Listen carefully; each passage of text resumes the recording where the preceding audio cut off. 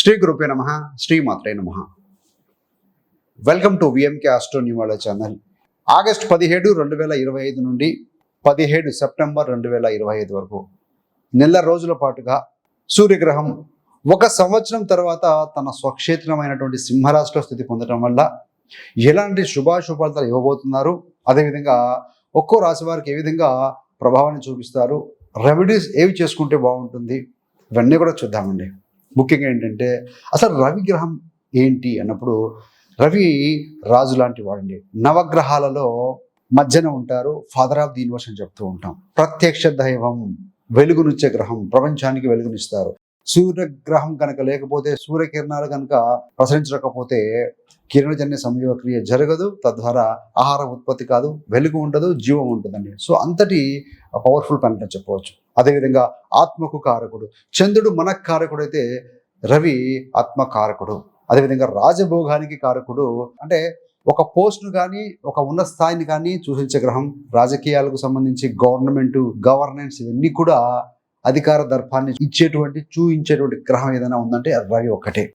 భగవద్గీతలో కూడా శ్రీకృష్ణ భగవానుడు నేను సూర్యుడికి ఈ ఆత్మ జ్ఞానాన్ని బోధించాను అని ఆయన అభివర్ణించడం జరిగిందండి. సో అంతటి పవర్ఫుల్ ప్లానెట్ అనమాట. సార్ రవి ప్రత్యక్ష దైవం, కంటికి కనబడుతూ ఉంటారు. ఈ యొక్క రవి ఈ యొక్క సింహరాశికి ఆధిపత్యం వహిస్తారండి.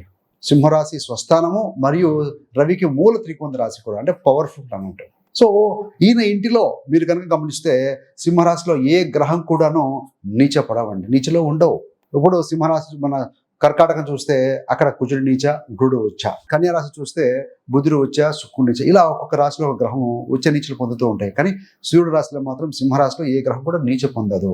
తండ్రి ఇంటిలో విధేయుడు ఎలాగైతే సురక్షితంగా ఉంటాడో అందువలనే ఆయన రాశిలో ఏ గ్రహం కూడా నీచపడి ఉండదు. బాగానే ఉంది. మరి ఈ యొక్క 17 ఆగస్టు నుండి 17 సెప్టెంబర్ మధ్యలో గ్రహణాలు ఏమైనా ఉన్నాయా అని అంటే, ముఖ్యంగా సెప్టెంబర్ 7వ తారీఖున కుంభరాశిలో చంద్రగ్రహణం ఏర్పడబోతుంది. సో అది రాత్రి రమారంగా 9:56 తర్వాత నుండి తెల్లవారుజామున మనకు ఉంటుంది కాబట్టి, సో 3:30 పాటుగా పూర్తిగా ఉంటుందండి. సో ఇక్కడ ఏంటంటే శతభిష నక్షత్రం చివరి పాదంలో టచ్ అవుతారండి, ఎక్కువగా ఉంటుంది శతభిషలో. సో తర్వాత పూర్వపాద నక్షత్రం మొదటి పాదంలో సో ఈ యొక్క చంద్రగ్రహణం అనేది ఏర్పడుతుంది, ఫామ్ అవుతుంది కూడా. మరి సూర్యగ్రహణం చూస్తే 22 సెప్టెంబర్ 2025 తేదీన ఈ సంవత్సరం చివరిదైనటువంటి యొక్క సూర్యగ్రహణం కూడా ఏర్పడుతుంది. ఇండియాలో పెద్దగా ప్రభావం ఏమి ఉండదండి. అదేవిధంగా బుధాదిత్య యోగం కూడా, రవి గ్రహము బుధ గ్రహము సింహరాశిలో కలుసుకుంటున్నారు కాబట్టి ఈ యొక్క డిగ్రీ రీత్యా చూసినప్పుడు 30 ఆగస్ట్ 2025 నుండి 15 సెప్టెంబర్ 2025 మధ్యన బుధాదిత్య యోగం ఫామ్ అవుతుంది. సో ఇది పవర్ఫుల్ యోగం అని చెప్పవచ్చండి. బుద్ధి, అదేవిధంగా డెసిషన్ మేకింగ్ పవర్, నిర్ణయం తీసుకునే కెపాసిటీ చాలా స్ట్రాంగ్గా ఉంటుంది ఈ సమయంలో. అదేవిధంగా 4 గ్రహాలు వరుసగా ఉంటున్నాయి కాబట్టి ఈ యొక్క మిథునం నుండి కూడా ఇక్కడ కన్యా వరకు కూడా, సో దాని ఏమంటే మాలికా యోగం అంటారు. అంటే ఏంటంటే సిద్ధపద యోగం అంటారు. అంటే ఏంటంటే ఏదైనా అనుకుని కనుక సంకల్పం తీసుకుంటే కనుక ఈ సమయంలో కనుక ఆ వర్క్ చేస్తే కనుక ఫోకస్డ్గా డెఫినెట్గా ఆ కార్యం సిద్ధిస్తుందని చెప్పబడుతుంది. మరి పితృపక్షం కూడా ఈ యొక్క సెప్టెంబర్లోనే ఉంటుంది. ముఖ్యంగా ఏంటంటే 7వ తారీఖు సెప్టెంబర్ నుండి మొదలవుతుంది ఈ యొక్క పితృపక్షము. పితృ రుణాలను తీర్చుకోవడానికి ఇది ఒక మంచి అవకాశం ఉంది ఈ మాసంలో. దేవతలను ప్రసన్నం చేసుకోవాలంటే ముందుగా పితృ కార్యక్రమాలు సో ఘనంగా నిర్వహించాలి. మరి ఎవరు ఈ సమయంలో ఈ నెల రోజుల పాటుగా జాగ్రత్తగా ఉండాలి, ఎవరు బాగుంటుంది, ఎవరికి ఎలా ఉంటుంది అంటే, ముఖ్యంగా విద్యార్థులు, ఉపాధ్యాయులు, ప్రభుత్వ ఉద్యోగులు, కాంట్రాక్టర్స్, లీడర్స్ మరియు మేనేజర్స్కి చాలా అద్భుతంగా ఉంటుందండి. సో లీడ్ చేయగలుగుతారు. ఇక్కడ అధికారము, పబ్లిక్ ఇమేజ్, పబ్లిక్తో పనిచేసే వారికి పాజిటివ్ ఎనర్జీ పొందగలరు అని చెప్పవచ్చు. కాకపోతే ఈ యొక్క రవి ఆల్రెడీ సింహరాశిలో ఉన్న కేతు వల్ల ఇది చెందడం వల్ల ఏంటంటే, కొందరి దగ్గర అహంకార పూరిత మాటలను మాట్లాడడం వల్ల ఇగో క్లాసెస్ వచ్చే అవకాశం ఉంటుంది. అధికార సమస్యలు కొంచెం తలెత్తే అవకాశం ఉంది. కాబట్టి రాజులు, ముఖ్యమైన పదవులే ఉన్నవాళ్ళు, టీములు లీడ్ చేసేవాళ్ళు, ఐటీ కానీ కార్పొరేట్ రంగంలో కానీ ఎందులోనైనా సరే కొంత అహంకారం లేకుండా కొంత జాగ్రత్తగా మెయింటైన్ చేయండి, సరిపోతుందండి. ఆరోగ్య సమస్యలు, రవి ఆరోగ్యానికి కారకుడు, ఈవెన్ సంతానానికి కూడా కారకుడు అండి. సో 9 గ్రహాల్లో రవి మరియు గురు గ్రహాలే, ఈ యొక్క జూపిటర్ అండ్ సన్, ఈ 2 గ్రహాలే సంతాన కారకుడు కూడా. కాబట్టి ఏంటంటే ఆరోగ్యపరంగా చూసుకుంటే కంటికి సంబంధమైన ఇబ్బందులు, కాలేయ సంబంధమైన సమస్యలు కాస్త ఉత్పన్నమయ్యే అవకాశం ఉంది. సో ఒకవేళ మీకు వ్యక్తిగతంగా లగ్నం ఇవన్నీ బాగుంటే పెద్ద వర్రీ అవ్వాల్సిన అవసరం కూడా ఏమీ కనబడట్లేదండి. మకర రాశి వారికి సూర్యగ్రహం నక్షత్రంలో సింహరాశిలోకి స్థితి పొందడం వల్ల సో ఈ నెల రోజుల పాటుగా ఎలాంటి ఫలితాలు ఇవ్వబోతున్నారో చూద్దామండి. మకరానికి అధిపతి శనిశ్చరుడు. మకర రాశిలో ఉత్తరాషాఢ నక్షత్రం 2, 3, 4 పాదాలు, శ్రవణం 4 పాదాలు, ధనిష్ట 1, 2 పాదాలు. సో 9 నక్షత్ర పాదాలు ఉంటాయండి. వీరందరికీ కూడా మనం చెప్పుకోబోయే ఫలితాలు వర్తిస్తాయి. మకర రాశి వారికి ఏలినాటి శని అనేది ఆల్రెడీ అయిపోయిందండి. 31 మార్చ్ 2025 అయిపోయింది. రాశాధిపతి శని మీనరాశిలో ఉన్నారు, వక్రీకరించిన స్థితిలో. సో మకరం నుండి అష్టమ స్థానము సింహం అవుతుంది. సింహరాశాధిపతి సింహంలోకి వచ్చాడు. అంటే మీ రాశి లేదా మీ లగ్నం నుండి అష్టమ స్థానంలో గ్రహం వచ్చింది, కేతుతో కలిసి ఉండబోతుంది. అంటే ఏంటంటే ముఖ్యంగా ఆరోగ్యానికి సంబంధించిన విషయంలో కొంచెం జాగ్రత్త వహించాలండి. ఆరోగ్య క్షీణత కనపడుతూ ఉంది. సో రాశాధిపతి శని ఉన్నాడు 3లో, ఇక్కడ ఉండి వక్రీకరించి రాహుంట చేస్తున్నారు. రవి ఏమో ఆరోగ్య కారకుడు, అష్టమంలో కేతుతో కలిసి ఉన్నారు. హెల్త్ సమస్యలు కొంచెం ఇబ్బంది పెట్టే అవకాశం ఉంది. ఆల్రెడీ అనారోగ్య సమస్యలు ఉన్నవారు కొంత జాగ్రత్తతో ఉండాలండి.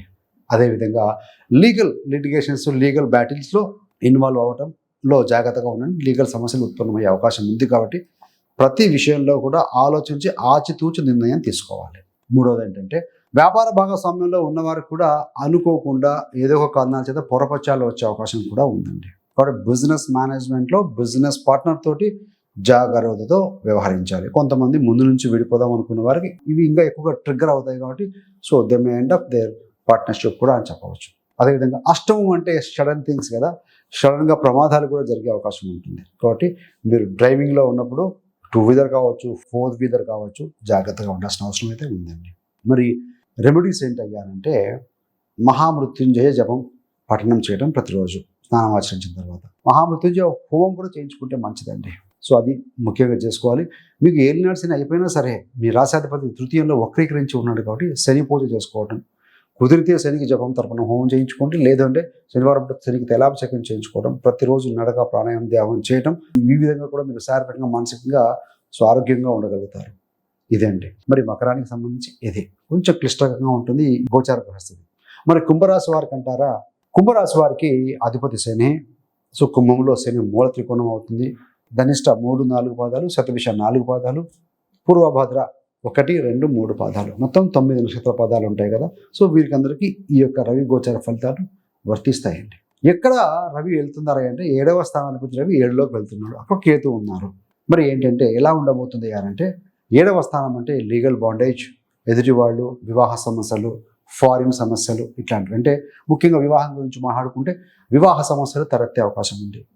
పార్ట్నర్ వివాహం అంటే జీవిత భాగస్వామితో భర్తకు భార్యలతో ఏదైనా సమస్యలు తలెత్తే అవకాశం ఉంది. సో ఒకనొక సమయంలో డిటాచ్ అవుదామని ఆలోచనలు వస్తూ ఉంటాయి, రానివ్వకూడదండి. వివాహ సమస్యలు తలెత్తాయి. అదేవిధంగా మీ యొక్క ప్రతిష్ట కూడా నష్టం వాళ్ళి భంగం వాటిల్లే అవకాశం ఉంటుంది. సో కాబట్టి you have to be very careful. మరి ఈ యొక్క ప్రతిష్ట సమస్యలు, పరువు ప్రతిష్ట కూడా సంబంధించిన విషయాలు సమాజంలో 7వ స్థానం అంటే సమాజం కాబట్టి జాగ్రత్తగా ఉండాలి. బిజినెస్ పార్ట్నర్తో జాగ్రత్తగా ఉండాలి. ఏది ఏమైనా కూడా ఏలినాటి శనిలో ఉన్నారు, చివరి ఫేజ్లో ఉన్నారు, రవిచంద్ర నిధులు షష్టాష్ట స్థితిలో ఉన్నారు కాబట్టి సో మీకు మాటల విషయంలో జాగ్రత్తగా ఉండాలి. వినయ ధోరణి బాగా కలిగి ఉండాలండి. వినయం ఉండాలి. ఆరోగ్యంగా ఉంటే ఇబ్బందులు తలెత్తుతాయి. అదేవిధంగా ముఖ్యంగా ఏంటంటే గృహశాంతి కలిగి ఉండాలి. వీటికి ఏం చేయాలంటే మీరు ఏమైనా కుటుంబ సామరస్య పాశుపతం, రెండవది లేదంటే నృసింహ పాశుపతం చేసుకోవడం వల్ల బాగా సమస్యలు ఉంటే వీటికి వెళ్ళండి. సరే చేయించుకుంటే కనుక డెఫినెట్గా బాగుంటుంది. అదేవిధంగా ఇక కుంభరాశిలోనే మనకు సెప్టెంబర్ 7వ తారీఖున ఈ యొక్క చంద్రగ్రహణము, 22 సెప్టెంబర్ తారీఖున సింహరాశిలో అంటే ఈ యొక్క సూర్యగ్రహణం పెద్దగా ఉండకపోయినా ముఖ్యంగా ఏంటంటే శతభిష నక్షత్రం చివరిలో 4వ పాదం టచ్ చేసిపోతుంది. తర్వాత పూర్వపాదం మీద ఎక్కువగా ఈ యొక్క ప్రభావం ఉంటుంది. ఏంటయ్యారంటే ఈ చంద్రగ్రహణ ప్రభావం కాబట్టి మానసిక సమస్యలు కొంచెం ఉత్పన్నమయ్యే అవకాశం ఉంటుందండి. So you have to be very స్ట్రాంగ్గా ఉండండి. స్ట్రాంగ్ మైండ్తో ఉండాలండి. ప్రాణాయామం చేయండి, ధ్యానం చేస్తూ ఉండండి. సన్ లైటింగ్లో తిరుగుతూ ఉంటాం. మార్నింగ్ ఇప్పుడు వాక్ చేయటము, నచ్చిన బుక్స్ చదవటము, మ్యూజిక్ వినటము, కాసేపు ఏదైనా ఫిజికల్ యాక్టివిటీ చేయడం వల్ల హ్యాపీ హార్మోన్స్ రిలీజ్ అవుతాయి. బాగా ఇబ్బందిగా అనిపిస్తుంది మానసికంగా. ఫ్రెండ్స్తో బంధుతో కలవటం వల్ల కూడా సో మనసు ఫ్రీగా అవుతుంది. హ్యాపీ హార్మోన్స్ రిలీజ్ అవడం వల్ల స్ట్రెస్ తగ్గించుకుంటారండి. సో ఇలాంటి you have to do some small remedy చేస్తే బాగుంటుంది. మరి మీనరాశి వారికి అంటే మీనరాశి వారికి మాత్రం ఈ గ్రహస్థితి అద్భుతంగా ఉందని చెప్పొచ్చండి.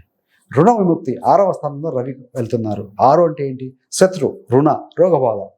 రుణాలు అధికంగా ఉండి రుణాలతో బాధపడుతున్న వారు రుణ విముక్తి పొందే అవకాశం ఉంది. అప్పులు తీర్చివేసుకుంటారు అని చెప్పవచ్చు. 6 అంటే శత్రువు కూడా అనుకుందాం. శత్రువుల మీద, కాంపిటీటర్స్ మీద మీ యొక్క విజయం అనేది ఉంటుంది అని చెప్పవాలండి. సో అన్ని రంగాల్లో ఉన్న వారికి ఈ యొక్క రక్షణ పొందుతారు అని చెప్పవచ్చు. మరియు ఉద్యోగం లేని వారికి కూడా ఉద్యోగం దొరుకుతుంది. ఎందుకు? 6వ అధిపతి 6లోకి వచ్చాడు. 6 అంటే డైలీ సర్వీస్ కాబట్టి. మరి రెమెడీ పరంగా చూసుకుంటే ముఖ్యంగా పసుపు దానం ఇవ్వటం, హనుమాన్ ఆరాధన, ఆంజనేయ స్వామి ఆరాధన, ప్రతిరోజు హనుమాన్ చాలీసా ఒకసారి పఠనం చేయండి కనీసం. సూర్యారాధన 6లో రవి వచ్చారు, కాంపిటేటివ్స్ బాగుంటుంది, కాంపిటేటివ్ ఎగ్జామ్స్ రాసే విద్యార్థులకైతే ఎవరికైతే బాగుంటుంది. సో సూర్యారాధన చేసుకోవడం మంచి ఫలితం ఇస్తుందండి. మీకు కనుక ఇంకా ఇండివిజువల్గా మకరం అయితేనేమి, కుంభం అయితేనేమి, మీనం అయితేనేమి మీ రాశుల గురించి క్షుణ్ణంగా తెలుసుకోవాలనుకుంటే ఆల్రెడీ మనం మంచి వీడియోస్ చేసామండి. పుట్టుక నుండి మరణం వరకు మీ యొక్క రాశి రహస్యాలు, ఈ రాశిలోనే మీ జన్మం ఎందుకు జరిగింది అనే ఒక వీడియోలు 3 కూడా చేసాం. 3 యొక్క లింక్స్ కూడా డిస్క్రిప్షన్లో ఇవ్వడం జరుగుతుంది, దయచేసి గమనించండి. మంచి విషయం అందులో ఉంది, అవగతమవుతుందని చెప్పవచ్చు. So thanks for watching. ఇలాంటి మరిన్ని మంచి మంచి వీడియోల కోసం VMK astro numerology channel subscribe చేసుకోగలరు. పక్కన ఉన్న బెల్ సింబల్ మీద క్లిక్ చేస్తే మేము చేసే ప్రతి వీడియో నోటిఫికేషన్ ద్వారా మీ దాకా అందుతుంది. సర్వేజన సుఖినో భవంతు. స్వస్తి.